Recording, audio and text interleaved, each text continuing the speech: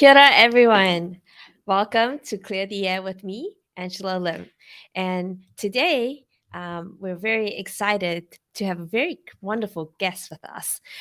So today at Clear the Air, we get very real and raw on these existential questions on mental health and well-being that's puzzled humans for millennia, sharing the science behind what you're experiencing and the answers behind those questions. Through the pandemic, we've seen lots of people struggle with how to support themselves and cope with the disruption, the challenges, the change, and the loss. And today's guest is a best-selling author and uh, adjunct senior fellow at the University of Canterbury, whose work has been regularly featured in The Guardian, Washington Post, BBC, CBS, ABC, and any more acronyms we could find. Regarded as a thought leader in the field of resilient psychology, a tragic circumstance forced Lucy to focus more closely on the grief when her 12-year-old daughter was killed in a horrific motor accident. In fact, not everybody has experienced the level of grief that Lucy has, but the pandemic has been for many a collective loss for things that we care about, whether it's people, our jobs, our lives. And so with that, COVID-19 saw her TED Talk, 3 Secrets of Resilient People, go viral, making it one of the top 20 most watched TED Talks of 2020. Super excited to welcome you, Lucy. Welcome. Oh, kia ora, everybody, and great to be here with you today, Angela. Thanks so much for inviting me to share my work. Wonderful. Well, we have basically on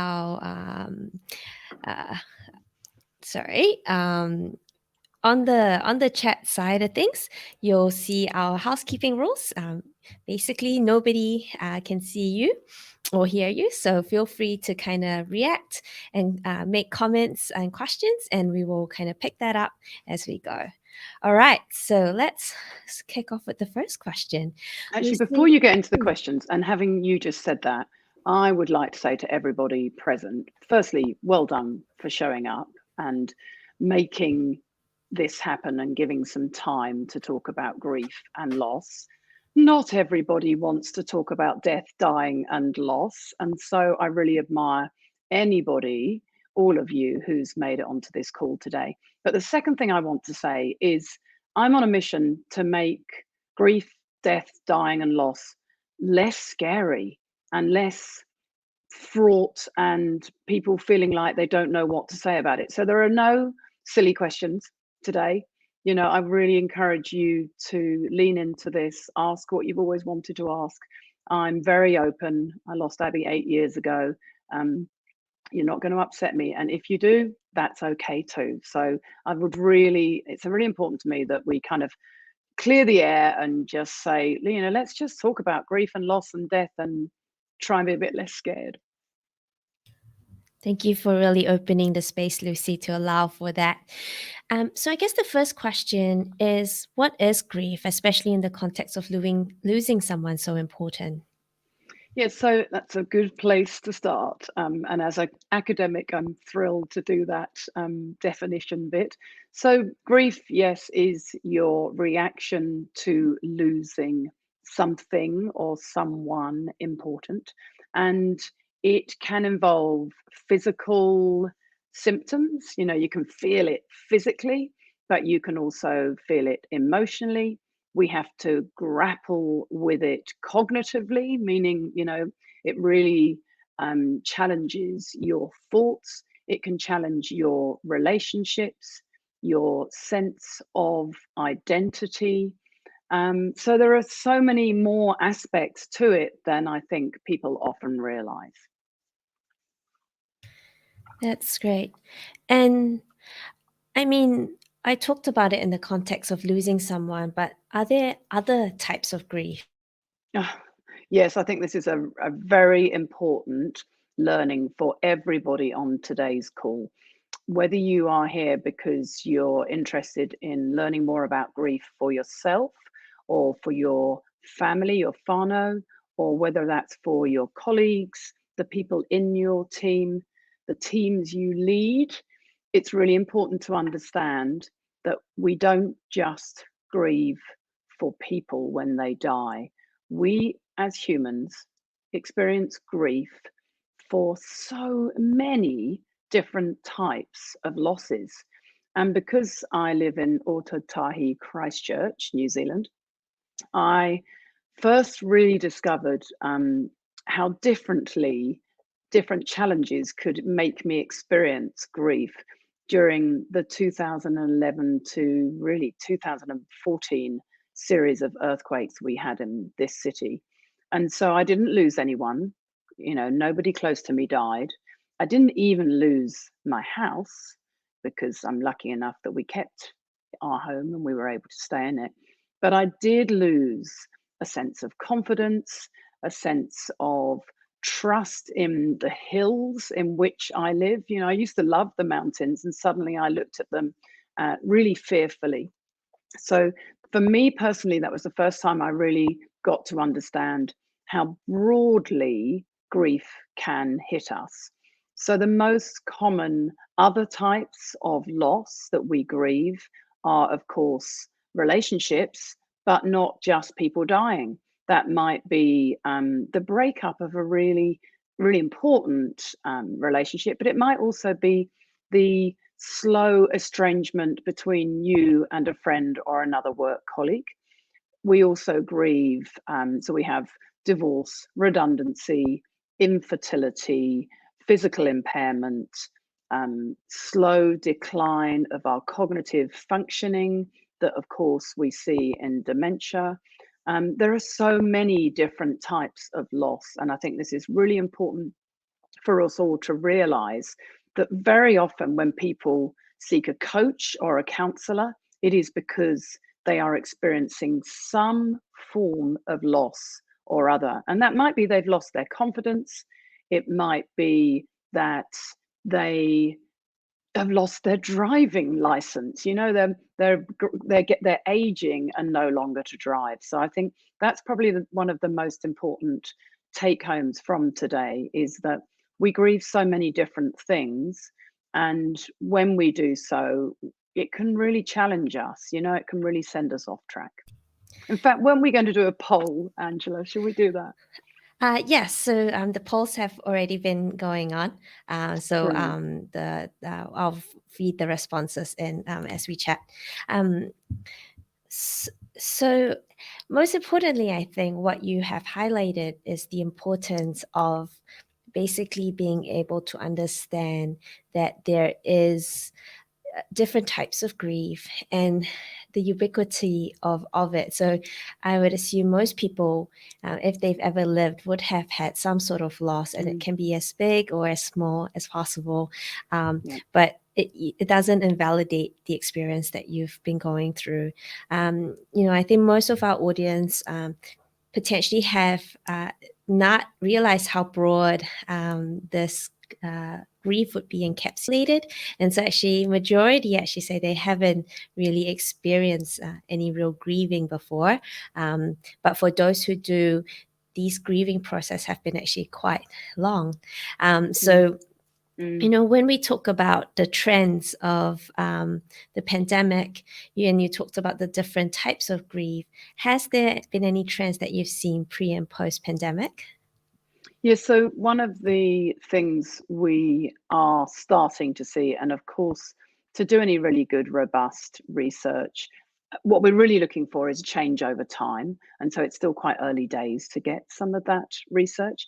But pre-pandemics, we would typically see only 10% of people really struggling with their grief, meaning they are actually experiencing something that used to be called complicated grief, which means that they are just not getting over that loss over time, that their grief is so debilitating that actually it is preventing them from all of those everyday aspects of functioning that enable us to feel good and function well. So maybe they aren't sleeping, they're not eating, they are cutting themselves off from their friends, they're not able to hold down a job because they just can't keep check of their emotions or be able to function in a kind of everyday way. So pre-pandemic, it might surprise many of you on this call to realize that only 10% of people actually really struggled with their grief to the extent that we would say they are clinically in need of help, and whether that's counseling or medication, right? And so, of course, we expect that number to go up. But actually, even just recently, I saw a study the other day to say that in a cohort of over 65-year-olds, a study that was done by the University of Cambridge, while they still pretty much saw that 10% of people had complicated grief, which this year, I'm just going to add, has been renamed prolonged grief disorder. So if you are leading people in your teams at work, you need to know about PGD, prolonged grief disorder, which basically has now been recognized as a mental health disorder. And what it means is that over a period of 12 months, you are still not able to cope with your grief in a healthy way, that it is actually interfering with your functioning and your ability to live a normal life. So there has been a huge hoo-ha debate about this recognition of grief over 12 months being a clinical syndrome. And so I'm not going to go into that debate today, but it draws us to the point of asking, how long is a healthy amount of time to grieve? What do we expect those timelines to look like? So I'd love to know, before I go on, Angela, I'd love to know, have you had a response from people in the poll saying, if they have grieved, how long typically have they grieved for? Because I'd love to know what people in the room today think. Yeah, so most of them have been grieving for more than 6 months, and some more than a year, and then another proportion are still feeling it, basically. Yeah, so really interesting, and that is absolutely backed up by science. Very few people go through a substantial loss and say, I'm over it in 0 to 3 months, which is so interesting, isn't it? Because I think one of the big myths that we really push back on in our work is that the bereaved often feel like they really should be over it a month or 2 months after the loss. And rightly or wrongly, they feel, the bereaved, and they often tell me this, a real pressure to have moved on from their grief, put it behind them after a couple of months. And yet, as soon as we ask all of you how long you grieve for, everybody's actually acknowledging that it takes longer than that. So Yeah, we actually, run, majority are still experiencing the yeah, grief. yeah, and that's normal. So one of the things I want to say to you today is know this for yourself, but know this for your whānau, know this for your colleagues too, that it is quite normal to experience grief for a very long time.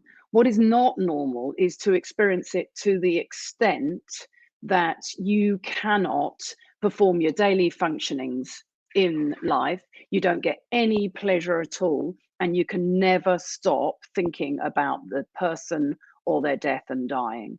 So I think it is really important here to draw attention to the fact that most people get through grief from all types of loss actually pretty well, using very ordinary processes without requiring clinical or medical support.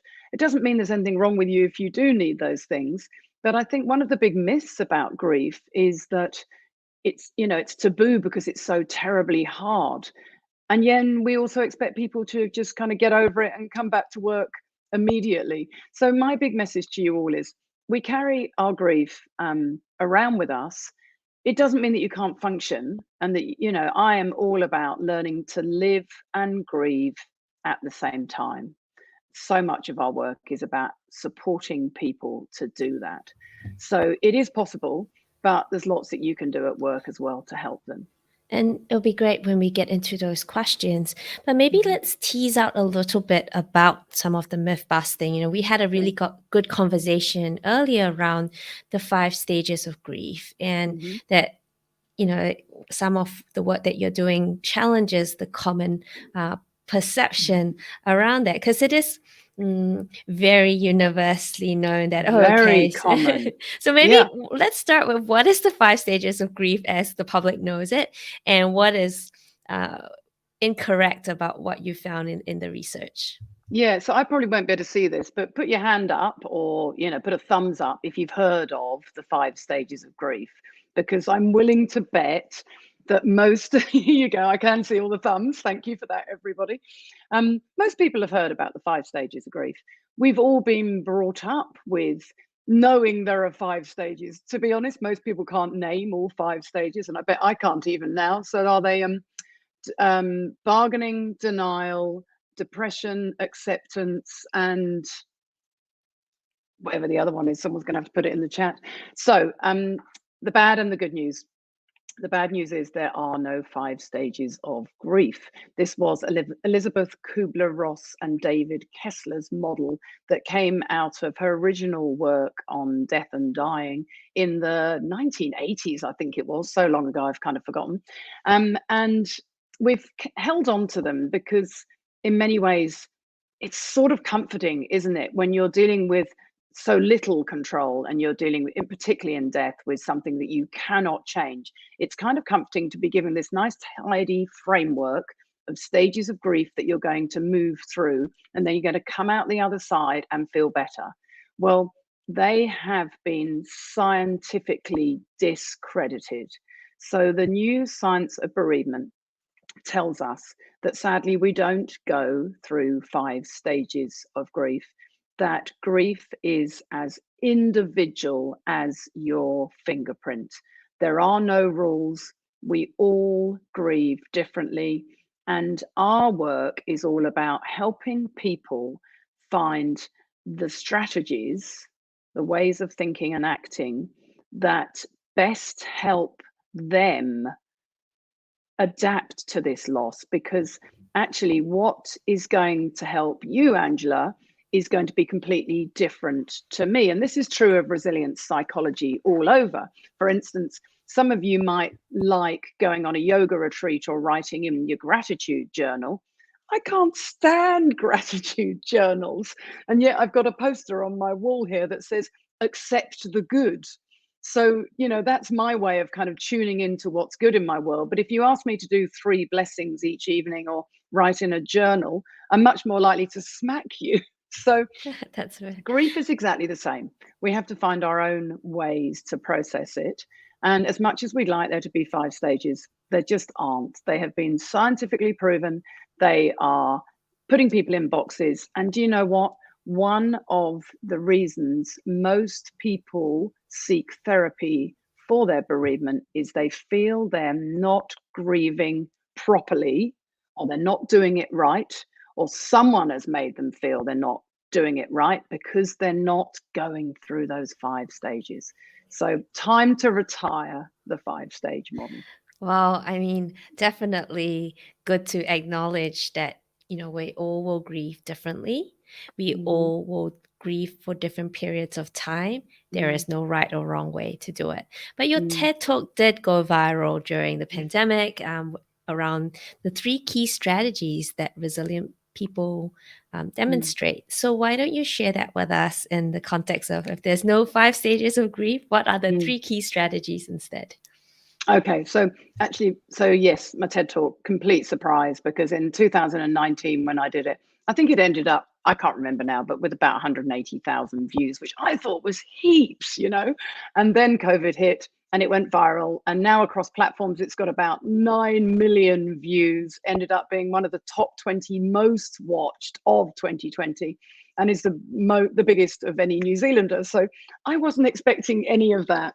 But I think the reason it resonates with people is that in it, I discuss my own story and how I was an academic researcher studying resilience. And then our daughter was killed. So I had to be my own experiment, really, put all that I'd learned to the test and see if it worked in the aftermath of dear Abby's death. But the real thing, I think, is that the strategies that I talk about are so practical. So they are evidence-based. They're backed by rigorous scientific studies, meaning they're not just something I came up with. We have tested these things in different cohorts at different times, and we can say that they are more likely to work for you because they're not just what I came up with, but they are. So they're going to sound really quite lame, but that's because they're practical. So the first one is to understand that struggle is part of life and that basically shit happens to us all. Why is that important? Because it stops you from feeling discriminated against when terrible things happen. So it stops you from doing the why me question. That's when the big things happen. But actually, knowing that struggle and suffering happens to us all and is very much part of everyday life stops that tendency towards perfectionism that is so rife, particularly in our workplaces nowadays. So that's a whole nother lecture for another time. But first up, then, yeah, know that we all struggle. Number two, we see from the literature that resilient people are really selective over where they focus their attention. They're really good at focusing their attention on the things that matter and that they can control and influence. So they have this ability to realistically appraise situations and to focus all of their limited energy and resources, particularly when you're grieving, on what they have got and what they can do rather than getting sucked into that negativity bias that we talk about in psychology. This is important, for instance, because it stops you from doing the what if. What if I hadn't let Abby get in the car that day? What if I hadn't booked that trip away? I used to have a rule that I knew that that wasn't helping me, and I would let myself only do 2 what ifs, because continuing to focus my attention on things that were beyond my control was really actually harmful and would send me more down into that negativity blame vortex. And the third spills out from that, and it comes from cognitive behavioral therapy, where we encourage people to say, is this helping or harming me? Meaning, is the way I'm thinking or acting right now helping or harming me in my quest to get through whatever it is? So, back then it would be for me, is blaming the driver helping or harming us? Well, we chose not to blame the driver and to forgive him. But, is trawling through her Instagram late at night helping or harming us? And so it's such a clever question because you can change the outcome. Is bedtime procrastination, staying up all night, trawling through Netflix, helping or harming me in my quest to really nail that presentation I've got to give tomorrow and impress all my peers? So you can it's a flexible question, which I think is why it's so powerful. And I get feedback from it like weekly, globally, from people all over the world. So I know that it's a really tried and tested tool to put you back in the driver's seat of your mental health. Absolutely. And I think what you've really highlighted here is you couldn't control what happened.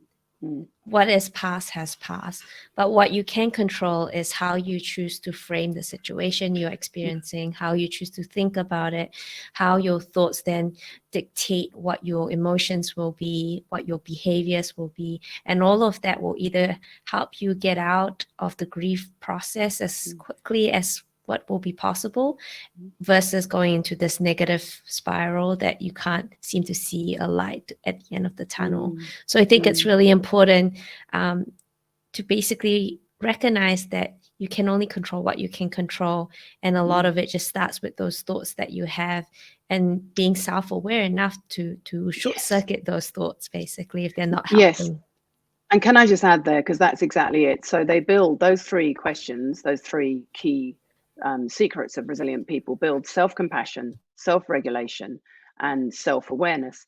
But I want to also say that this is not just positive thinking. You know, after Abby died and during COVID, when you've been in, for all those people who have been in, you know, protracted lockdowns, it's completely crazy to say to them, oh, just be more positive. So actually what we're doing is talking about realistic appraisal of situations and noticing that even when the worst is happening, that you can still tune into what is good in your world, what is going well, you know, what you are grateful for. And that is so important. Yeah. I mean, we've just talked about what you can control. And sometimes there are things that happen outside of your control, including how others will choose to respond to the situation that you're experiencing. So, Mm, how would you suggest responding to someone, especially if they're in the workplace, being dismissive of your grief mm, or loss at work? mm. And sort of, especially if the employer or the manager sort of say, well, it's good you have work to distract yourself, Mm, mm. and help and make people think that their priority should be about work rather than what they've just experienced. So that's such a good question, Angela. And do you know what? It's a question that no one's ever asked me before. So thank you for that. But what I want to say about that is actually the same applies to any question that your manager or anybody at work says to you, or observation they make at any time that is inappropriate. You need to know yourself well enough. So in this particular case, you need to also know enough about grief and what is true of grief and what isn't, for instance, the 5 stages not being true, to push back on unwanted and unhelpful advice. And this is why we're running the courses that we are running, because people don't know how to talk about grief in the workplace. And that's not fair for managers, and it's not fair for the bereaved either, is it? So, one of the things we train people to do is to push back on that advice and say, you know, thanks for telling me about the 5 stages of grief, or thanks for telling me that year is up and I should be completely over it now. Actually, did you know that the new science of bereavement says there are no 5 stages of grief? So if I'm being too, if I'm being maybe, or even that it's okay to have positive emotions in grief, that's another myth. People think that you should never laugh or, have any positive experiences while you're going through grief. That's complete rubbish. So if that was happening, you can say, actually, it's completely appropriate for me to have a laugh, for me to go to a nightclub, for me to go to that party, whatever it is I want to do. Because actually, the new science of bereavement says that we need to approach our grief, and sometimes we need to withdraw, take a break from it. And that's what I'm doing now. I'm literally topping up my emotional tank so that I can be better at work next week. But if you don't know anything about grief, then it is much harder to do that. So I think that is part of the problem, is that we live with these continued myths that we're meant to go through 5 stages, that we're meant to be over it in 3 months' time. And all of our work is about equipping people to confidently and more assertively say, do you know what? I don't need that right now, your judgment, thanks. But what I really do need is, I could do with going home on next Friday afternoon because I need to be at the parent teacher meeting, or I could do with a bit of legal advice. Can you help me with that? So but this applies to any aspect of the workplace. We need psychological safety at work, and that is a topic for another time. But psychological safety basically means I can say to you with confidence what I need. I can question and challenge the way we're doing something currently and make another suggestion. And psychological safety is the number one predictor of high performing teams. So if you don't have that, then you can't discuss grief. Does that make Yeah. sense? Oh, absolutely. Yeah. I mean, Clearhead support most major employers, and that's what we see. You know, it boils down Mm, to, do they have the right environment and culture in which people feel safe mm, to speak up, feel safe to mm. bring their whole self to work, and that means bring the complexity of life and the shit that Yeah, happens, and being yeah, supported through it without being like yeah. told what to do or how to Judged. do it. Mm, Absolutely. And so in that context, I guess, when say in the workplace you have an employee who's experienced a significant loss, um, and they might, for example, because of that, might not be responding in the mm, same level of resilience that they normally do when there are challenging situations at work. How would you support? How, I guess the question is, how should managers or leaders support these mm, individuals, mm. while acknowledging that because they're grieving, they might not necessarily be viewing the world in the most objective ways. Or quite the same lens. Yeah, totally. So if you've got somebody who's going through anything at work, whether that is a divorce, whether that is their child is sick, or whether they are currently bereaved, the most important thing you can do as a manager is ask, not tell. So ask them, what help do you need? Do you know? Can we help you identify the help you need? What do you need from us? What don't you need from us? That, to be really brave and have those conversations before they return to work, and then have them regularly. Which aspects of your current role are you concerned about?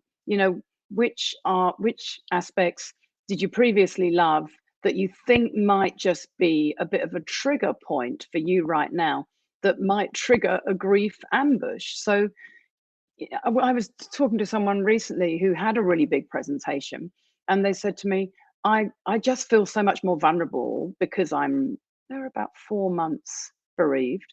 And they said, I just don't know if I can take to the stage in the same way as I used to. And we said to them, actually, go and do it with someone else. Get someone to come with you, one of your colleagues to stand by your side and do that presentation together. And so I think we need to be much more mentally agile. But again, this is true of every aspect of working in workplaces in 2022. All of the old rules have kind of gone, and we're all finding our way. And the best way you can find your way is to ask people, not tell, to really listen. One of the things that the bereaved want most, actually, is to talk about their loved ones. So don't be scared to share a story, or an experience, a memory that you have with that loved one that they have lost, if you happen to know them. Don't think you're going to be making their life worse because you're going to be reminding them of their grief, because guess what? They're already thinking about their grief and their loved one all the time. And another just really quick tip, because I'm mindful we don't have so much time today, and this is just an introduction to our work, is just to say to them, how are you doing today?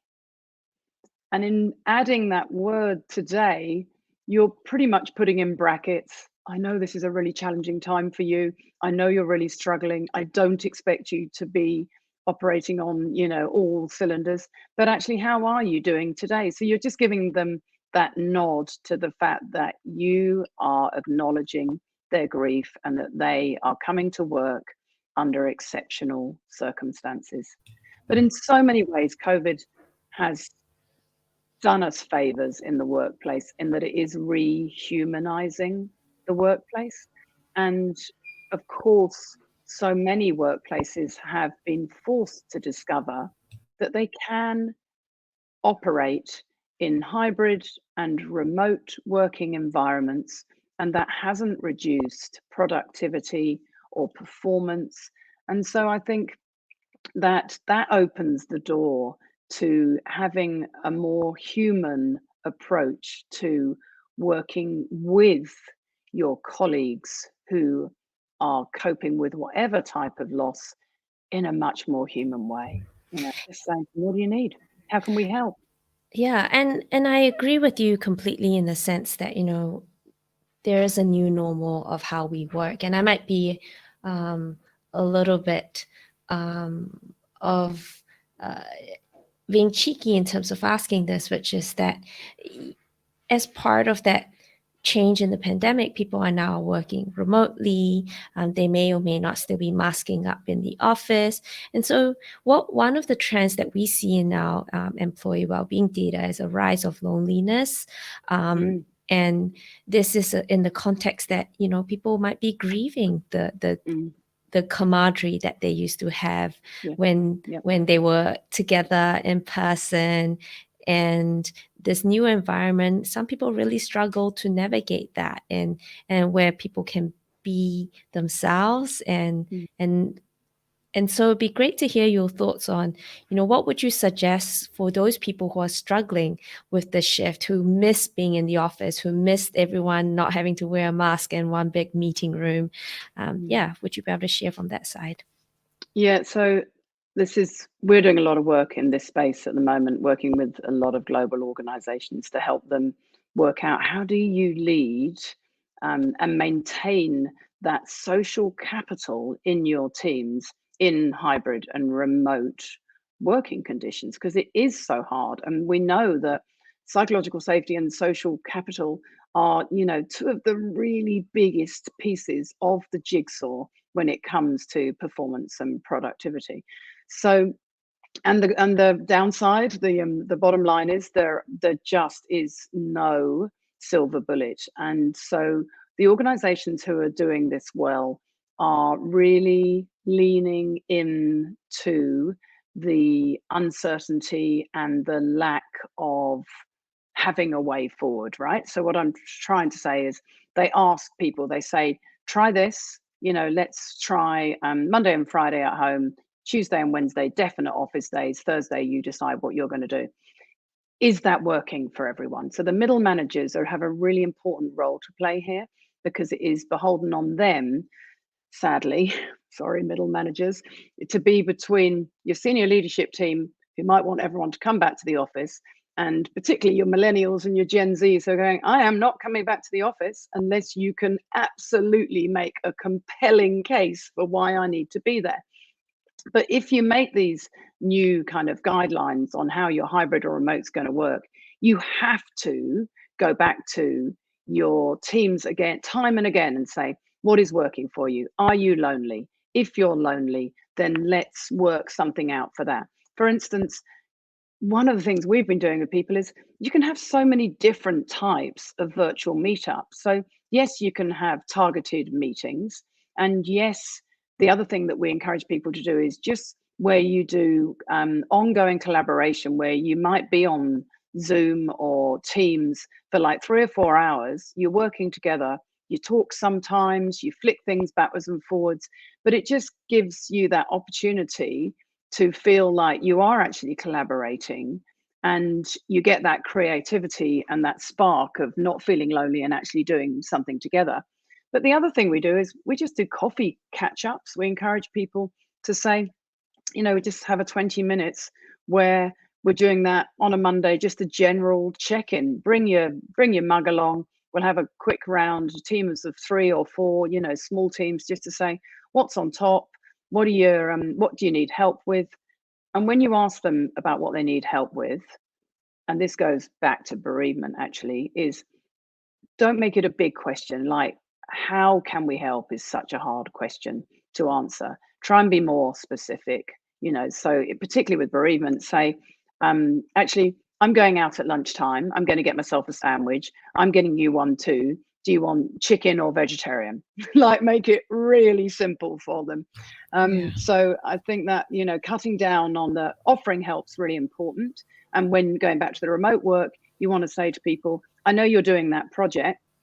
Can I help you with the slides for it? Or I know you've got that pitch coming up.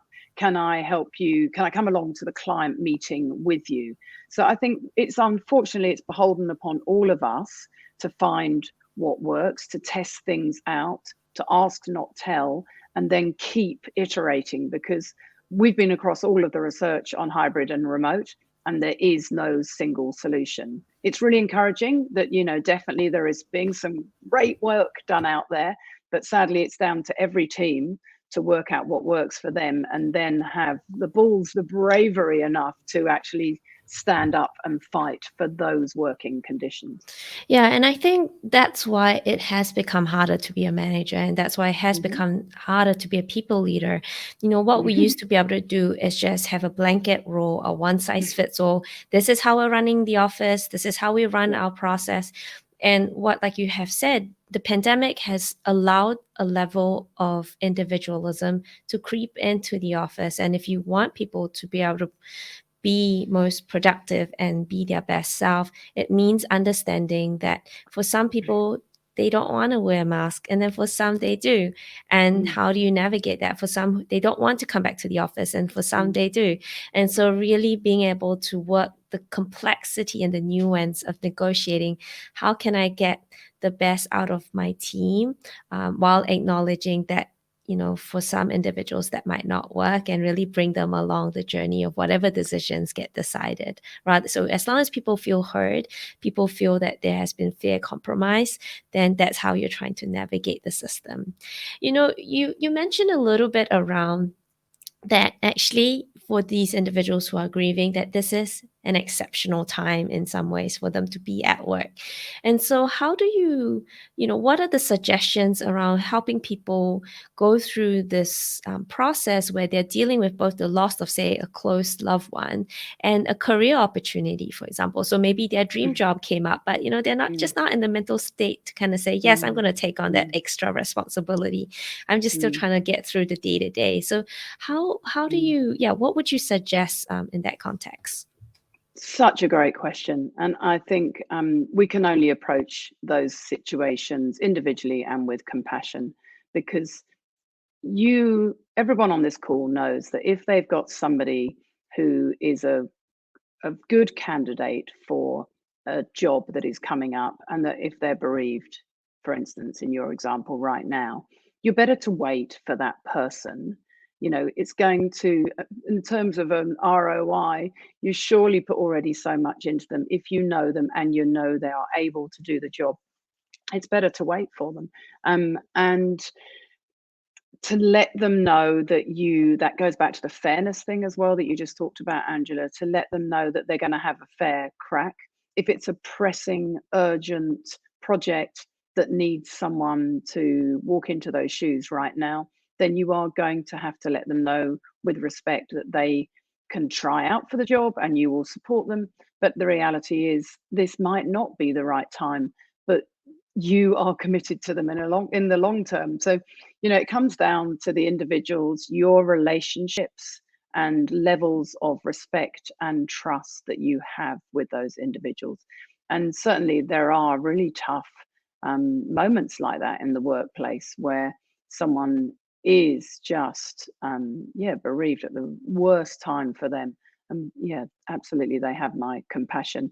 But life is long, and your career, hey, it's a funny thing, isn't it, that we all know that there have been moments where we've sort of thought we've missed opportunities, and we've ended up doing something else and thought, funny, maybe we were meant to be here. So it's hard to know, isn't it, on an individual basis without knowing. When I'm just talking case studies, it's kind of tricky to answer, but more compassion is always good. Yeah, and I mean, it's obviously a topic that people really relate to, and can bring a lot of themselves into the conversation. Maybe just to kind of wrap up, can you repeat the 3 key strategies that you mentioned before around how to build resilience in the face of grief and loss? Yeah, thank you. So let me wrap up by saying the 3 secrets of resilient people. So you can go and watch my TED talk. It's got no slides in it, so you can drive home and listen to it, on your car, or go for a walk and put it in your earbuds. But they are understand that suffering and struggle is part of life. Sadly, shit happens. Adversity doesn't discriminate. We all have tough times. The second is to get into the habit of really noticing where you focus your attention, and do that over time, brain training to focus it on the things that matter and the things that you actually can control. And one way to do that is with the third tool, which is to say, is the way that I'm thinking or acting right now helping or harming me in my quest to do whatever it is? So those are the three secrets. I also want to say very quickly, remember then that the 5 stages of grief is actually a myth. That we don't experience positive emotions while we're grieving is another myth. That there is a timeline is another myth. And that two of the most useful grief theories that I haven't discussed, which you can find in my other work, is something called oscillation theory, which means that we approach our grief and then sometimes we run away and lick our wounds and need to recover. That is very, very normal.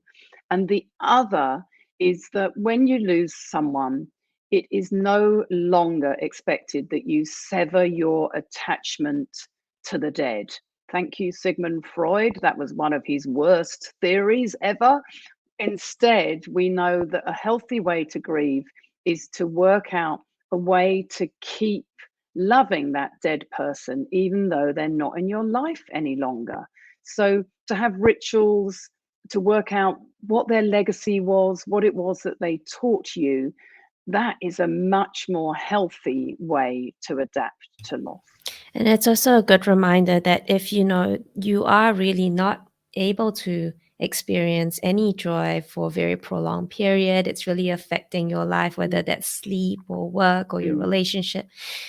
Please, there is no stigma or shame in asking for help. Those are indications of when it would be good to kind of reach out for that clinical support or talk to your GP.